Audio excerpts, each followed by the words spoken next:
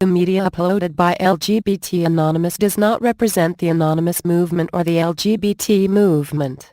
They are just ideas that have been thought of as worth watching due to the fact that they promote the freeing of humanity in some way, shape, or form. If you would like to learn and grow with us, then please subscribe, join our social networks, and feel free to email us with content that you would like to see uploaded to our channel. We at LGBT Anonymous acknowledge and support all gender identities.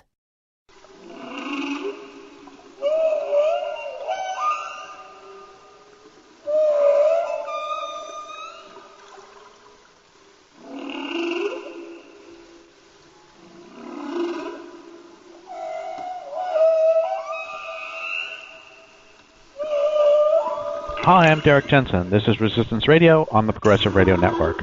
My guest today is Chris Matera. He's a civil engineer and the founder of Massachusetts Forest Watch, a group which works in New England to protect forests and promote genuinely clean and green energy solutions. So what I'd like to start at least by talking about biomass. What is biomass, and isn't it this great new green energy source we've been told? Hi, Derek. Biomass, well, that's what we've been told, and including by some of the green groups, I guess, if you call them that. Biomass is generally, the official definition is biological material derived from living or recently living organisms. And what we're talking about here is basically biomass for energy, and usually this means plant-based material. But it can also mean animal material or vegetable material.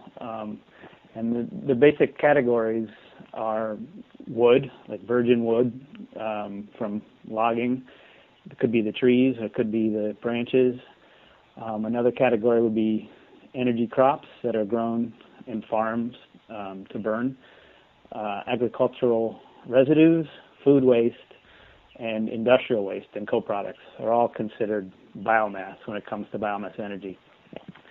And the whole sales job of biomass as green, the origins, of course, are within industry that seeks to benefit from the public subsidies for biomass, but also a lot of the green groups were pushing biomass. And I don't know if it's got to do with just simply not thinking about it. They have one department working to protect forests and another one saying, let's support biomass, which is going to log and burn more forests. So it's really hard to get your head around it. But also, I don't know how much of it is from their funding, and, biomass became green. One way or the other became green, and it's so far from green that it's almost laughable. In fact, particularly for carbon dioxide emissions, which is the excuse that people use to burn biomass, they say it's going to reduce carbon levels in the atmosphere, is the opposite.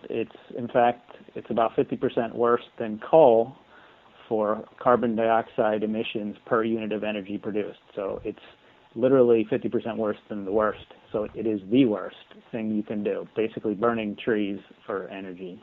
So maybe that's a little more than you asked. But the main point about biomass is simply you can consider living or recently living organisms, often broken down into wood, energy crops, agricultural residues, food waste, and then also industrial waste and co-products gets thrown in there. And let's talk about this in relationship to forests. And so just not to put too fine a point on it, but they are arguing that it is green or clean energy to cut down forests simply to burn them. Is this more or less it? That is the argument. They're saying the argument is that, well, the trees grow back, so it's carbon neutral, which is really so incredibly simplistic that it's mind-boggling that entire subsidy structures and regulatory structures and intergovernmental, international agreements for biomass were all built around this idea that, well, if we cut the trees and burn them, it's carbon neutral. And it doesn't really take that much thought to realize that's ridiculous. Obviously, if you leave the tree growing, it's absorbing carbon. If you cut it down and burn it, poof, you've just carbonized that right into the atmosphere. Not only that, you've reduced the amount of carbon being taken out of the atmosphere. You had a big tree that was absorbing carbon, now you have nothing there.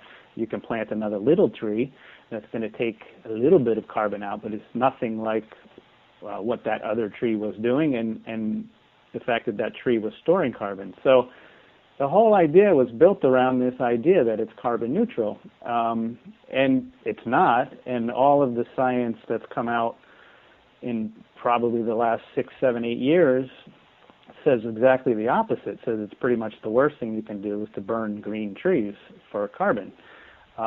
So I guess that's what got legs on the whole thing. The environmental groups were, to me, this was we had a big issue here in Western Massachusetts.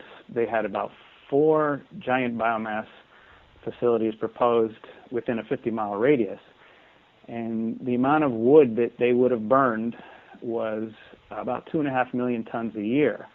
The entire timber harvest in Mass is about 0.3 million tons. So we were going to go from 0.3 up to more than 2.5 million tons. We're looking at, basically a 1,000% increase in wood use. And all it was going to do is produce 1% more power for the state of Massachusetts. So we basically woke up and said, what's going on here? And in the beginning, the environmental groups were not at all helpful. They weren't supportive. They were actually supporting the biomass, not all equally and not to the same level, but there was no help there. And it turned out, if you looked into it a little bit, they were instrumental in implementing these biomass subsidies and proposals because it got this stamp of green on it without thinking about it. And gradually that has turned, at least here in Massachusetts, but it unleashed a torrent of policies and proposals around the planet, literally, to burn biomass for energy. And when you look at that, and when you first think about it, you think, well, biomass, what is that? It sounds so green. And it's always pitched as though it's going to use waste wood from treetops and limbs and this and that, and it's going to be waste. And that's the sales pitch, but it's not the case. The more you look at it, you'll see that the amount of wood needed is on the order of hundreds of times more than exists in waste. If there's any waste at all, there really isn't waste in terms of you could use, the treetops and so forth should stay in the forest to restore the soil and so forth. But even if they were using those, they don't have near the amount of wood they need to burn it. So they're literally mowing down forest for biomass. And you have to see that to realize that you have to really distinguish that it's trees, going out, cutting the tree, burning it, not just picking up little sticks laying around. This again, a long answer, but basically... No, that's great. I want you to do long answers, and I guess I have a couple asterisks I wanted to, sort of comments I wanted to make as you were going by. One of the things you talked about the big green groups, and it's I mean, all the grassroots activists I've ever met have known this, and I'm sure you know this, but it's not so much in the public that for the most part the big green groups are not our friends. I mean, they're not actually environmental groups at all. Yeah, yeah. They're very sorry. I was just going to say that so often I would see the local Audubon groups would be fighting against the National Audubon, and the local Sierra Club groups are fighting against the National Sierra Club. And we know that Nature Conservancy is horrible on any number of levels, one of which is the biomass. Yeah. Well, they have their chairman. He was a lobbyist for the timber industry in Maine. So their president was a executive at Goldman Sachs. So this is what we're dealing with. And the former president of National Wildlife Federation, when he quit there, he went immediately to be a PR flack for Plum Creek Timber Company.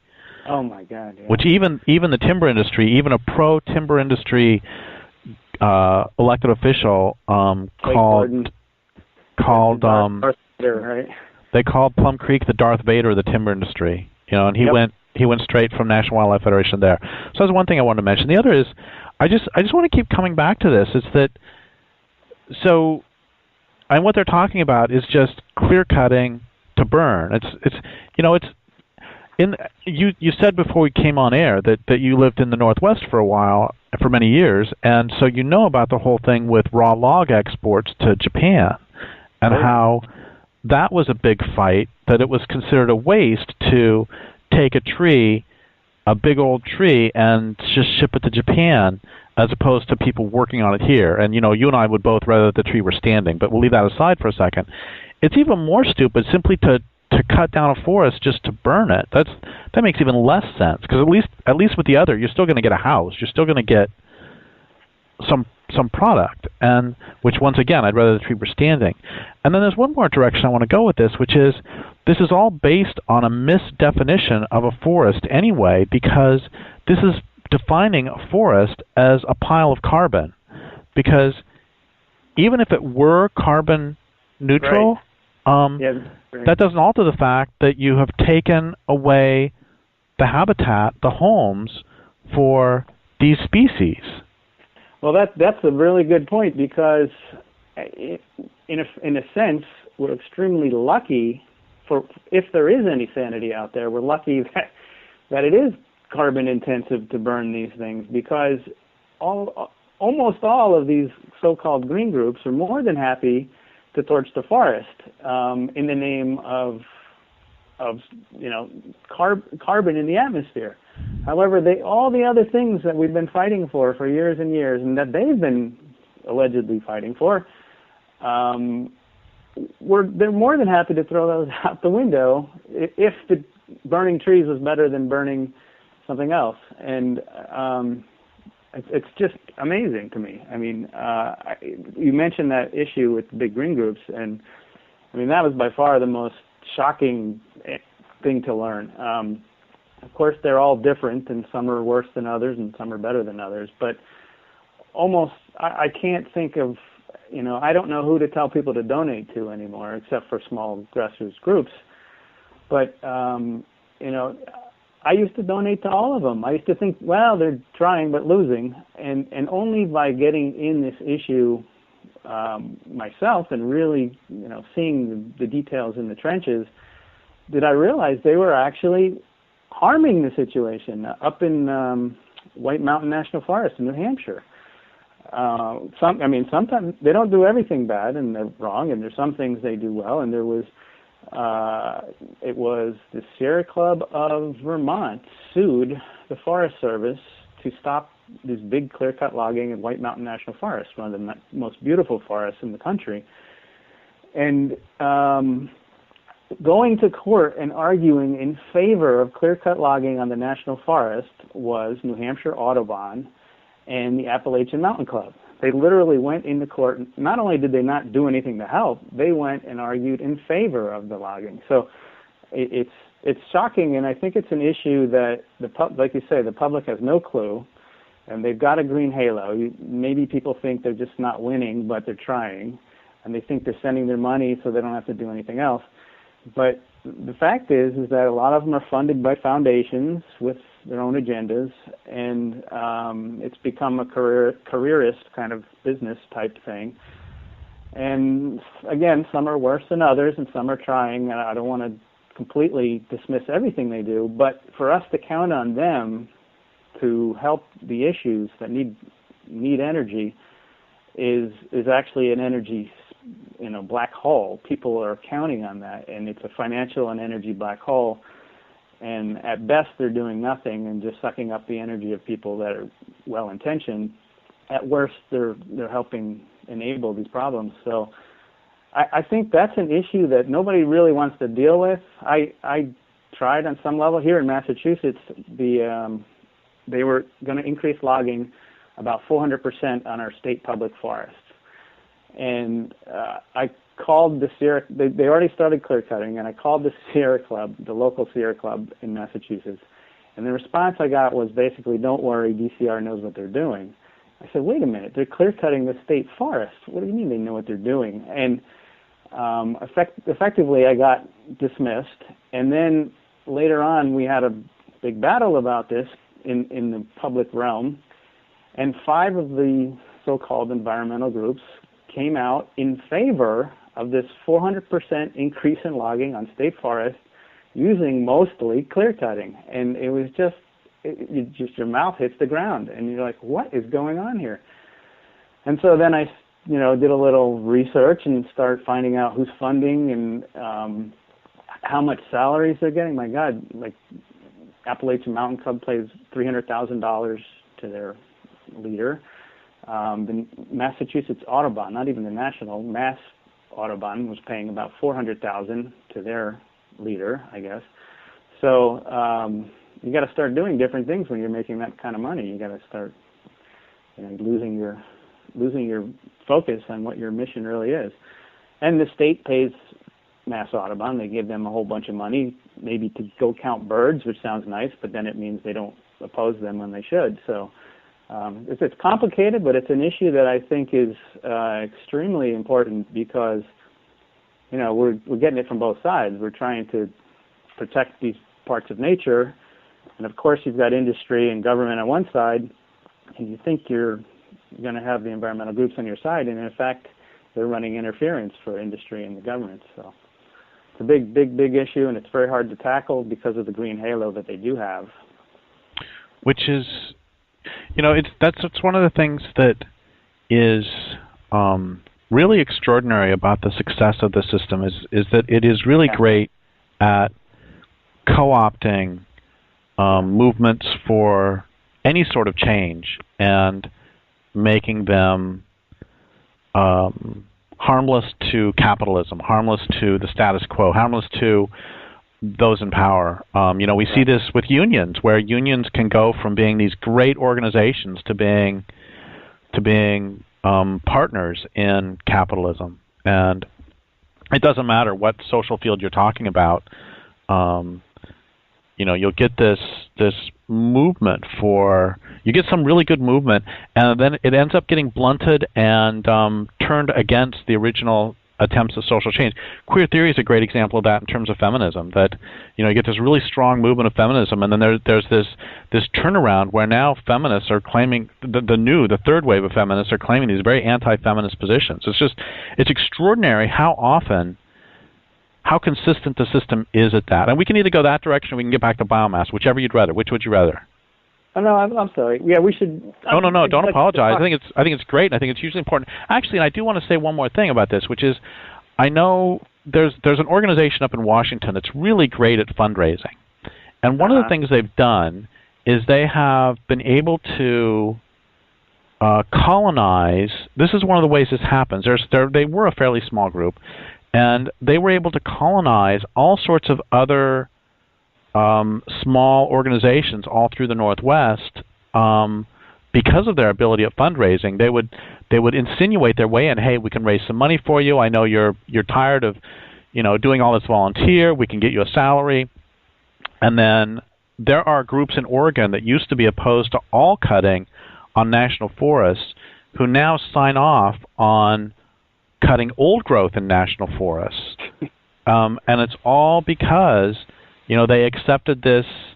There's this quote: "The devil comes offering a larger audience," and it's like, and as an activist, it can get really tiring doing all this work. The people in the Forest Service or working for the state forests, they're making $40,000-$50,000 a year, whatever it is they're making, and meanwhile we're fighting this for free. And it can get really, really tiring to be doing this on weekends, to be doing it.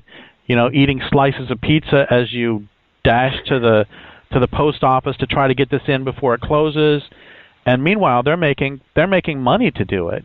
And well, many of them are making hundreds of thousands of dollars. I'm not exaggerating. It sounds I mean, it almost sounds like bitter, but it's not. It's not that. It's incredulous. It's my God.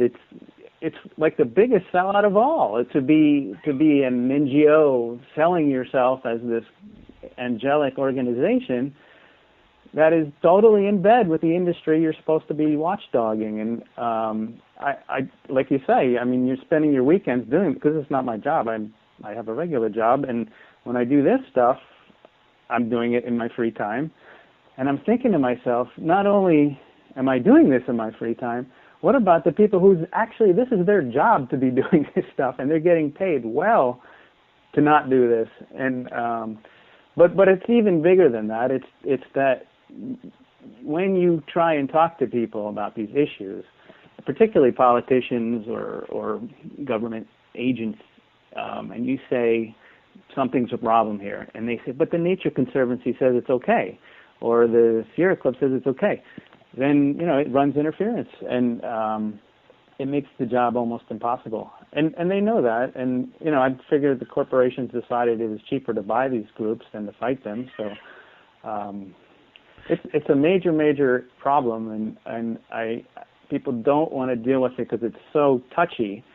But I don't think we can keep sweeping it under the rug. It's going to have to be. There was a book that came out. It was called Green Incorporated, and it was okay. It was about the Conservation International, a woman who worked there and became disillusioned and wrote the book. But there's so much more to it than what she wrote in that book. And I mean, basically, how are you going to deal with these issues if the people you're fighting with are tying your hands? So, or even worse. But anyway, it's a big issue, and I could talk about it forever because it really makes me mad. But I do want to talk a little bit more about the biomass, because I'll find myself posting comments on the web against people that are well-intentioned and they believe biomass is helpful. And so not only do you have to try and deal with battling the industry and the government, but you have to deal with all these people that have been told that biomass is green. And just a little bit more about biomass. There's a lot of issues with it other than the carbon. I mean, if you burn the forest, that's a huge issue. But there's the pollution levels. The conventional pollutants are typically worse than fossil fuels, or as bad, depending on which you're comparing it to, which plant and all that. But for example, a brand new biomass plant, I don't like either of those words, I should say a brand new tree burning incinerator, there you go, will pollute conventional pollutants, NOx and carbon monoxide and all the conventional pollutants, including lead and mercury and all these things, on similar levels with a coal plant. So they're not clean, and everyone's going around calling them clean and green energy. So the normal conventional pollutants are as bad as the worst. Then there's the carbon dioxide issue, which is worse than the worst. And then, of course, cutting down forests with all their other benefits is we already have huge deforestation issues. So now we're adding massive demands on the forest.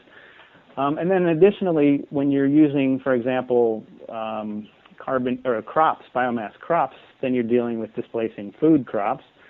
And then the subsidies issue. Or in the first place, displacing prairies or something. Yeah, or even going back further, exactly. But, the ones that have already been turned into food are now being turned into energy crops. And then there's the subsidies issues. Not only is the biomass so dirty and so counterproductive for carbon dioxide and everything else, we're actually being forced to pay for it. The citizens are being forced with public subsidies on the orders of tens of millions of dollars per biomass plant. So those subsidies get sucked away from better things, solar or whatever else. So almost on every level, it's an insanity. And the way it's gotten wheels, the train left the station with this green label. So now it's got all the subsidies and everything's been put in place that it's being built regardless of the impacts. And just to give you an idea of the way the issue is even discussed, a big headline came out a few weeks ago, maybe a month ago. Burlington, Vermont gets 100% renewable energy. And they don't tell you what that is. That about 80-90% of that is tree burning. That's where they get their energy. So Vermont, which loves to call itself green, as long as you don't scratch the surface, Burlington gets almost all of their energy from burning trees, and they consider themselves very, very green for doing this, when in fact their carbon footprint is worse than a coal plant. And so they say, well, it's local. I say, well, coal is local to West Virginians, so just because it's local doesn't mean it's good. And then they say, well, we got it now. But basically the headline is they've got 100% renewable energy, and everybody claps for Burlington. But they don't even realize that when people say renewable energy, you've got to distinguish between between biomass and solar and hydro and everything else. Which, of course, they have extreme problems too. Yeah, I'm not saying. I mean, everything has problems, certainly, but they're not equal problems. There is better and worse. And the truth is that biomass, tree-burning biomass, is really, you can't come up with something worse for climate. You can't do it. For pollution, you really can't either. It's about the same as coal. So you can compare that to the issues with solar and they all have issues. I agree, and. So let's talk about the scale. Something we haven't mentioned yet is the scale of a biomass. Do you know either on a U.S. or global scale how much deforestation occurs for biomass? Well, specifically how much? No. What I can say is that a typical it's 13,000 tons per megawatt. So I can't remember. It's roughly 6,000 acres clear cut per year per biomass plant. So for 50 megawatt biomass plant. So if you had a standard electric biomass plant, you would have to clear cut 6,000 acres a year. Which is about 8 square miles or something like that, 9 square miles, somewhere in there. Is that what it is? Yeah. Because 640 acres per square mile, so 6,400 acres would be 10 square miles, so 9 square miles, somewhere in there. That's exactly right. So roughly 10 square miles per year per biomass plant. So, 10 years you're at 100 square miles clear cut. That's a lot. It's very lot. It's extremely, and the efficiency of these biomass, especially the electric plants, are the worst. They're about 24% efficient. So for every 4 trees you cut, only one of them actually produces energy. It's just incredibly inefficient. Burning wood has never been efficient, and it's never going to be. And we're basically going backwards. There's a reason we left burning wood in the past, and they're just going back to this caveman technology and stamping a green label on it.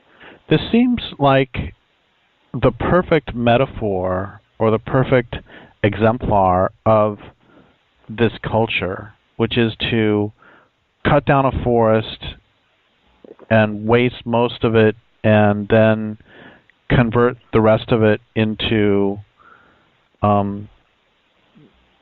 industrial electricity, which is then used to power retractable stadium roofs. It just seems so let's back up a second. I think we should put this in context of the excuses that are used for deforestation, because just every few years the timber industry has to come up with a new excuse to deforest. Whether it's I first realized this. I was asked to write an essay in maybe 1994, about 1995, somewhere in there.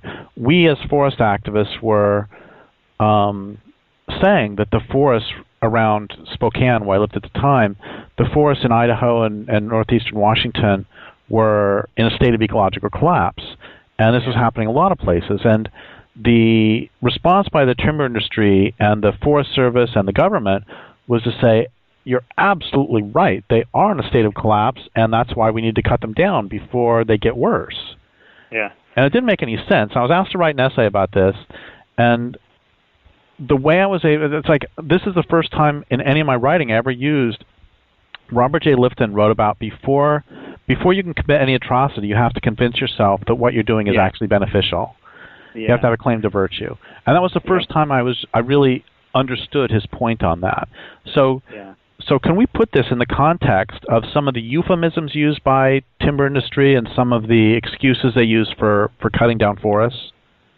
Oh, it's endless. You could write a book on it, and it changes. As you say, it's a rotating Rolodex, and they go through the list, and they need a new one, they make up a new one. Here, one of the chic responses to we need to stop logging the watershed forests is, excuse me, if we don't log it, the hurricane like 1938, another one is going to come along and blow it down.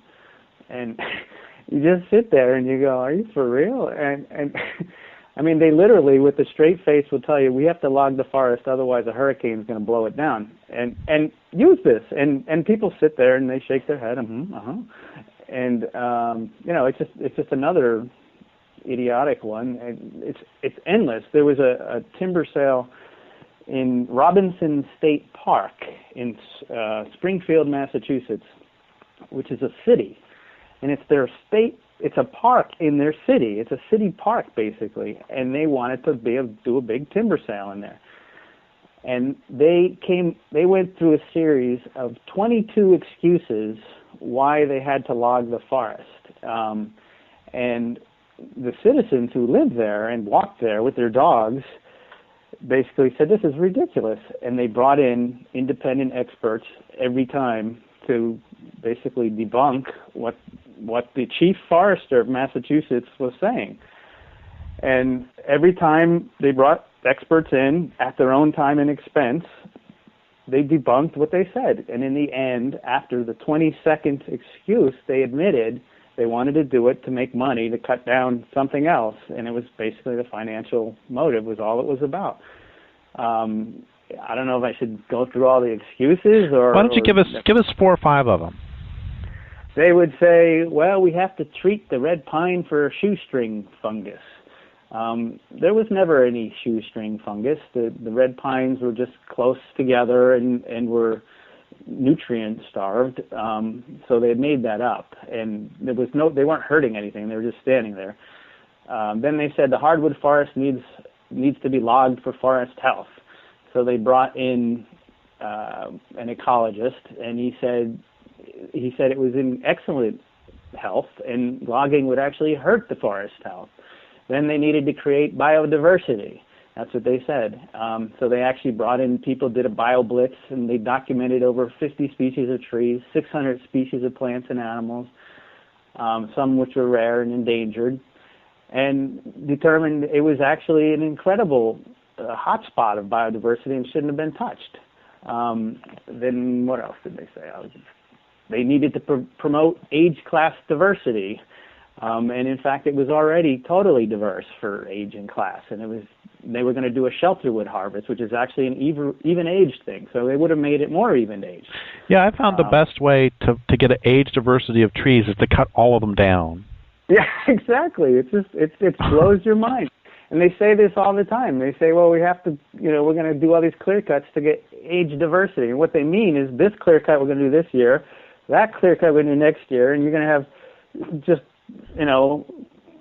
50 acres of 10-year-old trees, 50 acres of 11-year-old trees. It's just so ridiculous. And it just goes on and on and on. And, you sit there and you think, are you guys making this stuff up? Do you believe it yourself or what? But in the end, it's like you say, they have to feel that they're doing something good. And I think the thing with logging is it's so visibly destructive that people really have to, convince themselves they're doing something good. I would be much happier I wouldn't agree with it, but I would say, let's talk about, you're doing this for wood and money, and let's be honest about it, and let's not, make up all these excuses. I'd like to just read one little quote here. This is from Bob Everett. He's He's a forest ecologist and is the executive director of the Eastern Native Tree Society. And he says, regarding what we're talking about here, what is the recipe for getting people to accept unsightly practices like clear-cutting? Give them plausible-sounding reasons. Tell them the forest is unhealthy, that red maple is taking over, alien species are invading, that the trees will fall on people. There's an unacceptably high fire danger, that the hurricane will blow everything down. Sound familiar? Presumably, clear-cutting is needed to help avert such impending catastrophes. But if people aren't buying, what then? Push the early successional habitat. Win support from a naive public by insisting that we need more cottontails and game bird species, the ones we shoot, suggestive of a mid-1800s landscape. Have I missed any of the arguments? By the way, I've been told in private by foresters that these are the standard talking points that state and federal forest agencies routinely use to soften up the public prior to an unpopular action. So on some level, they know what they're doing, and some of it is sincere delusion, and some of it is manipulative. You know, it's hard to know what's what. Right now, they're putting out a timber sale in the Tongass up in the Alaska Panhandle. That's the largest timber sale they put out in quite a while, maybe a decade. I think it's 7 square miles, and the excuse for doing it is that is jobs, and basically the timber industry they've overcut so much that the timber industry has collapsed. And so their excuse for further deforestation is that they've deforested too much, and therefore there are no trees to be cut, which means they have to cut the remaining trees to keep the businesses alive. That's actually the reasoning that they're using for putting this out. Yeah. It's just they'll use any excuse in the world. And let's talk a little bit more while we're on this about euphemisms. Okay, so clear cut is a bad word, but okay, what's a clear cut? A clear cut is where, just for listeners, is where they cut all the trees, right? It's like you take 20 acres, you take 1,000 acres, you take however much, you cut every single tree, right? Yeah, I would even say the ones where they leave 3 trees that can barely stand up on their own. Okay, that is still a clear cut, but they don't call it. Yeah. So let's list some of the other names. Let's see. Another one is regenerational harvest. Yeah. Seed tree cut. Yeah, seed tree. That's where they leave 3 trees, right? Yeah, exactly. Or leaf tree is the same thing. Even age management. That's another euphemism. Yeah. Well, even when they say salvage logging, that 1 or 2 trees went down, and they come out and take everything else because those trees went down. Now it's a salvage cut, not a clear cut. They have in Massachusetts. They have aggregate retention cut. You know what that is? No. So you take a square on a map. Let's say it's a 50-acre square, and you clear cut 30 acres of it, but you didn't cut those other 20 acres, right? So it's not a clear cut. It's an aggregate retention cut. So basically, if you don't clear cut the entire planet at once, it's not a clear cut because you left something there. It just goes on and on. Oh, let's address the early successional habitat argument too. Yeah. Why don't you say what the argument is? You said it briefly in that quote, but say more what the argument is. Well, they say that there's a certain habitat that's missing, this early successional habitat that certain species need to survive, and that the way they're going to help those animals is by clear cutting and creating this habitat.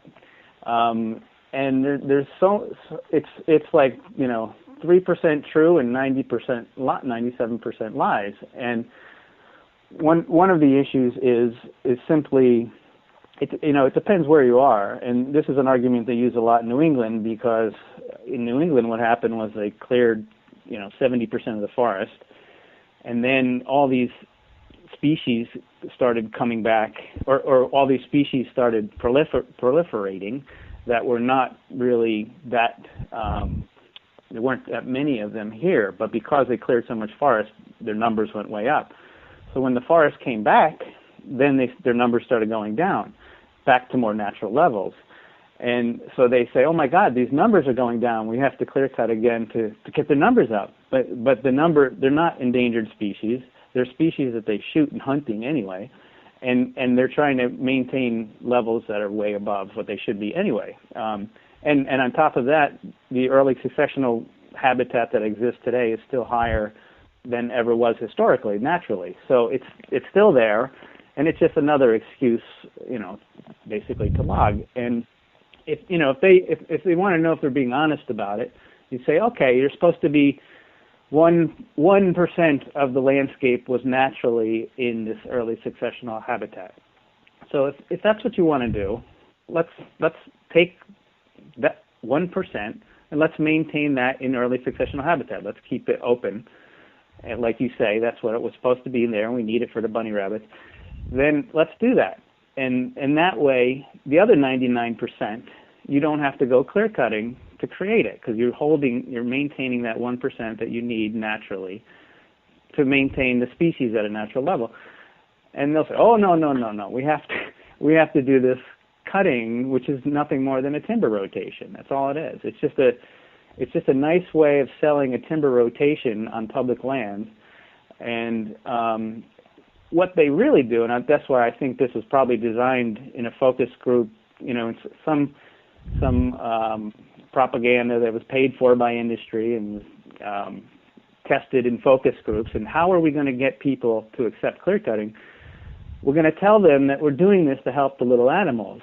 And it's a way of creating this schism in people that want to do well by nature. And you tell them, well, the reason we just raped the nature is because we want to help the nature. And then they're like, oh, what? And, it basically is a way, and it gets back to what you were saying about how the culture can really manipulate well-intentions and the Orwellian speak on just about everything now. It's a situation to undermine somebody's good intentions. And people want to protect nature, and they hear, oh, my God, this is horrible. I see these clear cuts, and then they put a sign up there and say, well, it looks bad, but it's really going to be helping the bunny rabbits. Then they don't know what to do. So I think it's just high-tech propaganda to keep people quiet. Well, I know, too, that at least in the West, the Forest Service will often put out timber sales under the guise of improving white-tailed deer habitat. Because white-tailed deer like edges. And one of the things that's completely nuts about this is that there's already way more white-tailed deer. It's just like you said, there's way more white-tailed deer than there were historically. And it's completely insane to be to be improving habitat for a creature who is abundant and at higher than historical levels. At the same time, you're destroying habitat for those who are endangered. Exactly, and that's the reality of it. You might, in theory, be helping a handful of species that don't need the help, just helping them become more abundant. They're already too abundant, so that maybe it's easier for hunters to hunt them. But meanwhile, the remaining 99% of species benefit from a forest, a closed canopy, and everything else. And everybody knows that. A child knows that, and it's just part of the propaganda system. And I guarantee it's been focus group tested. Yeah. My ex-girlfriend used to work in a company, and one of the reasons I couldn't stay with her, but she worked in this. They did focus group testing, and what they'd do is they'd sit people in a room, and they'd run the propaganda that was designed by some PR firm. They'd run this propaganda by them, and they would turn a dial based on how well they believed it or were affected by it, or how much they didn't believe it. And so they would turn this dial, and it would let them figure out how to push people's buttons. And using this stuff is, they use psychologists and they use whatever they can to convince people to go against their own interests and beliefs. And that's what this early successional habitat thing is. I mean, the timber industry, when you see them out there, they're the first ones to line up opposing any protection for any species. I mean, if there's ever even the hint of protection of endangered species, because we need to protect the forest, the first one to try and block it will be the timber industry. So when you hear them, oh, well, we have to clear cut to help the little bunnies, it's just bullshit. That's all it is. It's bullshit. And I don't know if I can say that on your show. Sorry, Derek. Oh, I'm not sure either. Well, we'll let them figure it out. Okay. But I've heard it from foresters myself, and they'll tell you, of course, we want the wood, we want the money.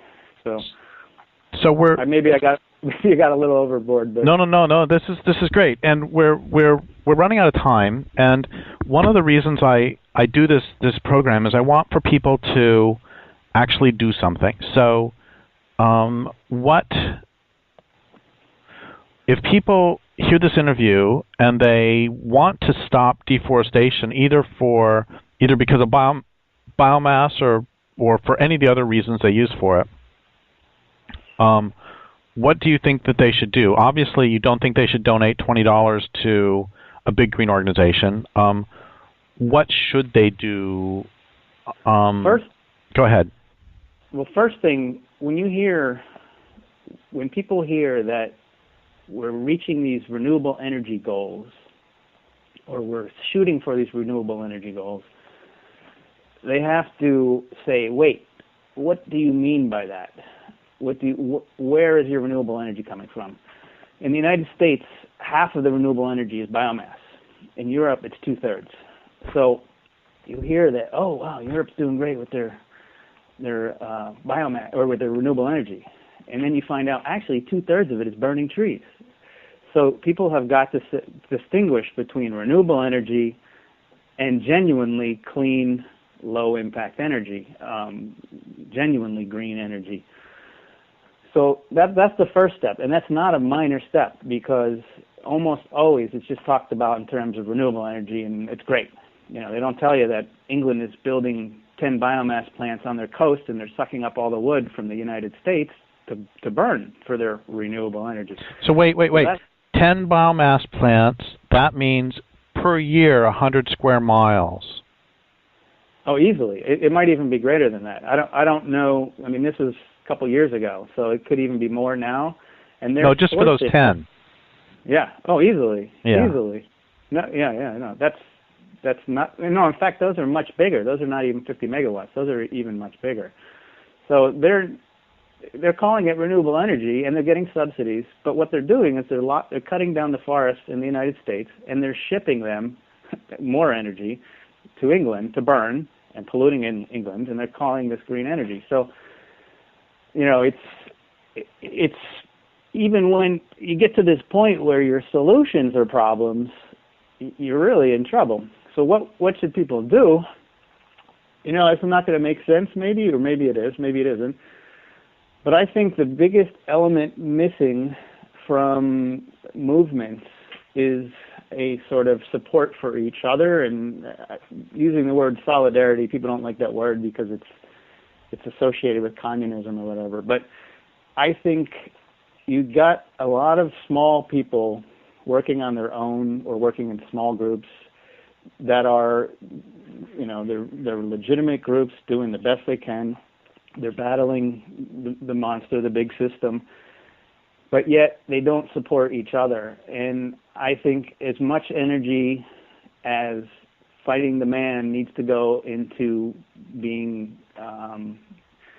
support for each other and giving companionship even, and connecting with the people you're working with, because that's what gives you energy to keep going. So, on the one hand, we have to get smart about, for example, what they call renewable energy, and smart about the best way to act.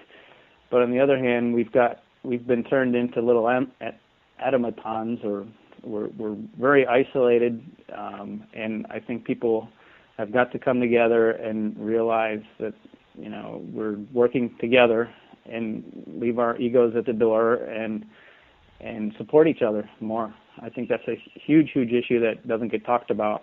Almost as big as the foundation-funded green groups. I completely agree with you. Sadly, we're pretty much out of time. So one last thing: is there a way that do you have a website people can go to? Yeah, it's just maforests.org with an S. Okay. Forest. Okay, yeah, and I completely agree with you about what you just said. I think I think that's incredibly important. So I would like to thank you for your work, and I would like to thank you for being on this program. Your interview was great. I'd like to thank people for listening. My guest today has been Chris Matera. This is Derek Jensen for Resistance Radio on the Progressive Radio Network.